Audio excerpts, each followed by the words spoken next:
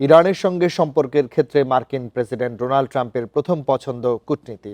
তবে আলোচনায় সমঝোতা না হলে তার হাতে সামরিক বিকল্প রয়েছে বলে সতর্ক করেছে হোয়াইট হাউস। ব্রিটিশ বার্তা সংস্থা রয়টার্স এ খবর জানিয়েছে। বৃহস্পতিবার হোয়াইট হাউস জানিয়েছে, আসন্ন আলোচনায় সমঝোতার সম্ভাবনা পর্যবেক্ষণ করছেন প্রেসিডেন্ট ট্রাম্প। তবে কূটনীতির বাইরে যুক্তরাষ্ট্রের হাতে আরও বিকল্প রয়েছে বলে সতর্ক করেন হোয়াইট হাউসের মুখপাত্র ক্যারোলিন লেভিট। এ সময় লেভিট জোর দিয়ে বলেছেন, ইরানের ক্ষেত্রে ট্রাম্প শূন্য পারমাণবিক সক্ষমতা চান।